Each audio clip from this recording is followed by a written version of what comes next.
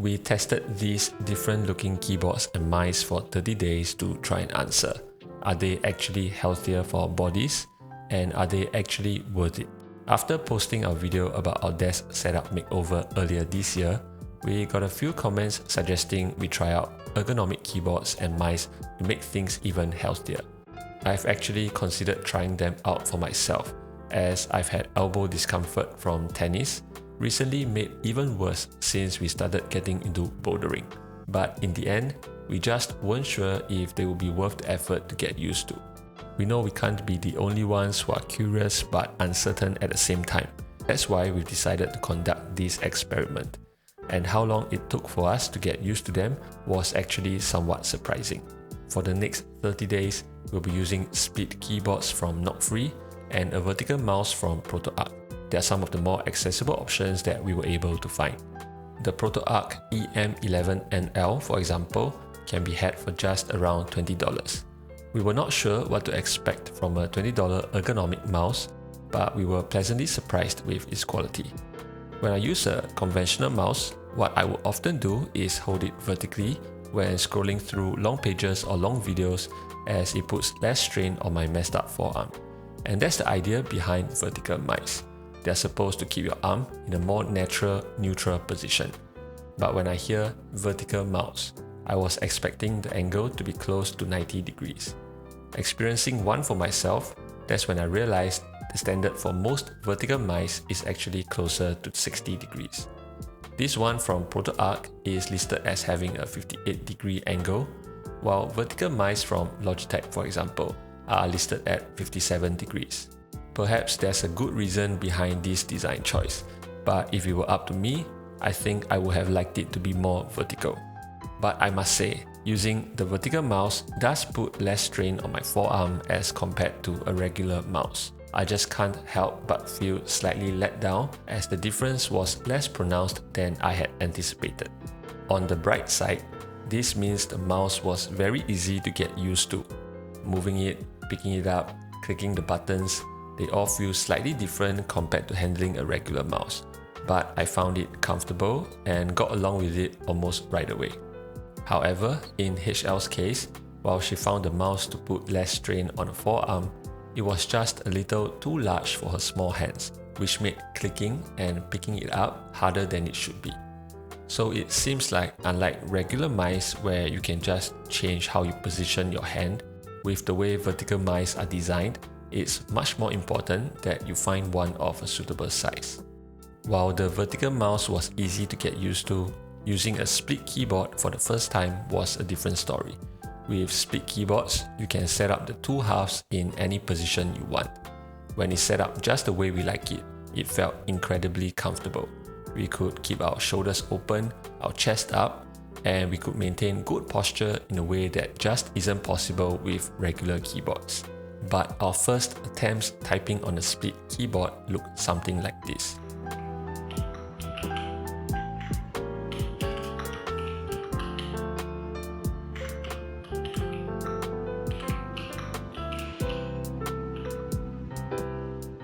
For reference, I normally type at about 150 words per minute on a regular keyboard. But my first attempts with a split keyboard, I was making a ton of mistakes and I could barely get over 50 words per minute. It's a combination of things that makes typing on a split keyboard feel so different. One, having your hands further apart created a disconnected feeling. I had less of an issue with this, but for HL, she found it helpful to start with the two halves closer in the beginning, then moving them further apart to a preferred position as she got more accustomed to it.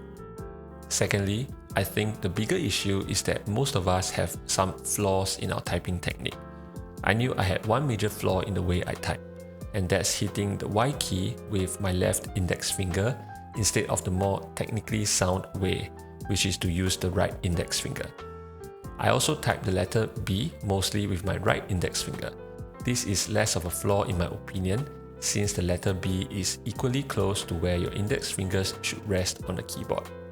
The problem is, when you split the keyboard, the letter Y is on the right half, and the letter B is on the left half.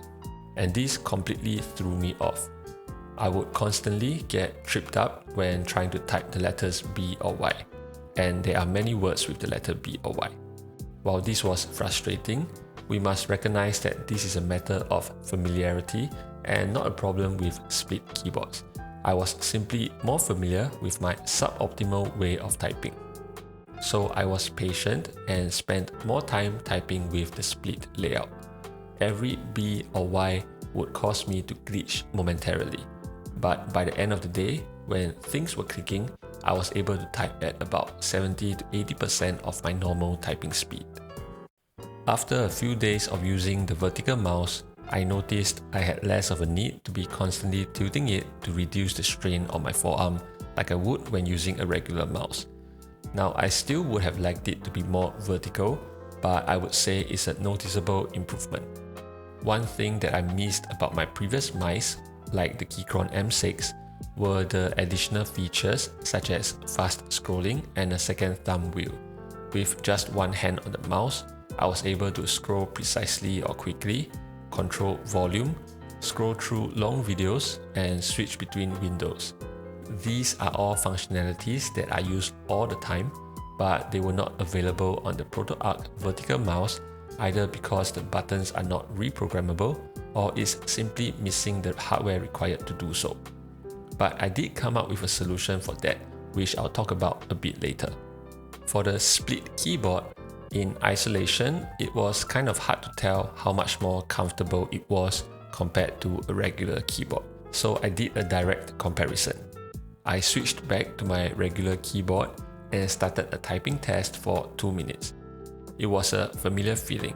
I could type freely without glitching out, but just a minute in, I started to feel a light strain in my forearms from typing in this more cramped position.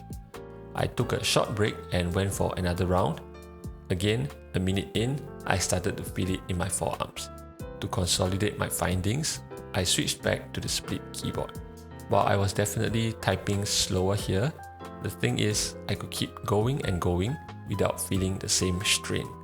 Of course, I don't do typing marathons like a madman all the time, but when put side by side, suddenly the difference in comfort became quite clear to me. But not all split keyboards feel the same. NocFree provided us with 2 models of their split keyboards, the original Lite as well as their newer model, the NocFree End. By most measures, the NocFree End is a superior keyboard compared to the Lite. It feels more premium, we think it looks nicer, it has better connectivity and more features. But one reason alone made me prefer the Lite for the duration of the experiment: tenting. Tenting is basically the ability to raise the keyboard at an angle to the desk.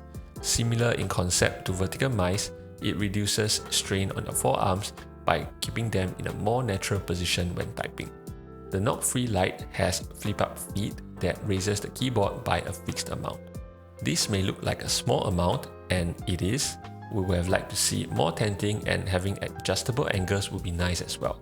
But both of us agree that tenting is a must-have for us.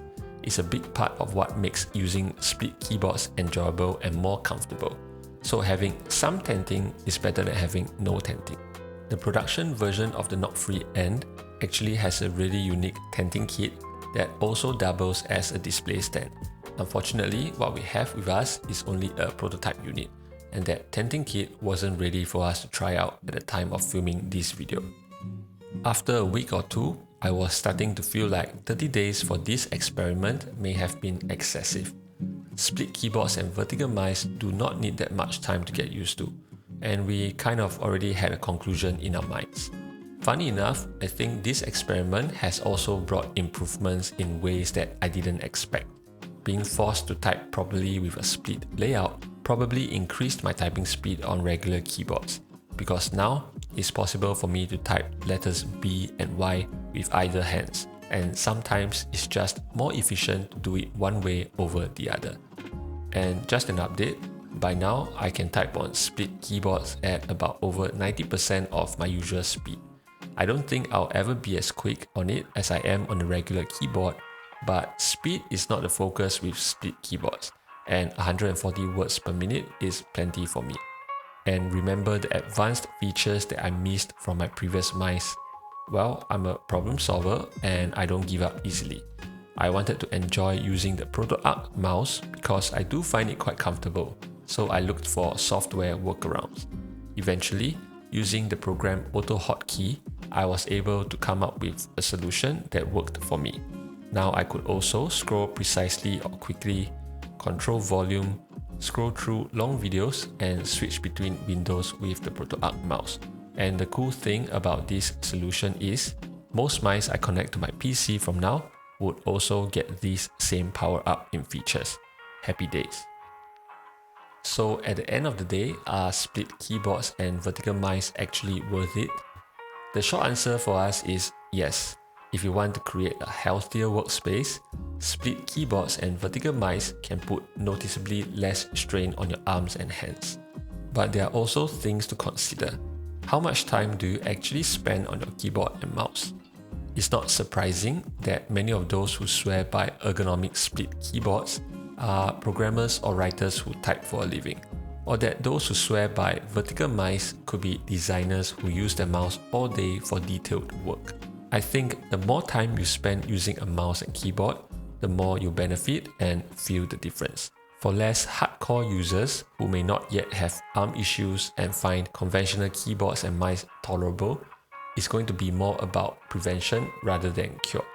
In that case, you'll have to decide whether the learning curve is worth the effort. Split keyboards and vertical mice are not incredibly difficult to get used to, but they will feel unfamiliar in the beginning. And that's especially true for split keyboards.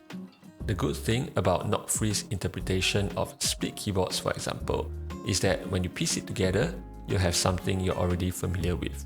So if you share a workstation with others, or when you get frustrated by the learning curve of a split keyboard, you can temporarily revert to a regular one.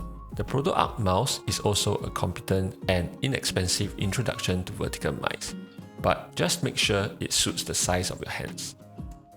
I hope this video has been helpful.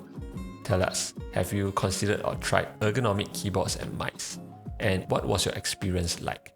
See you next time.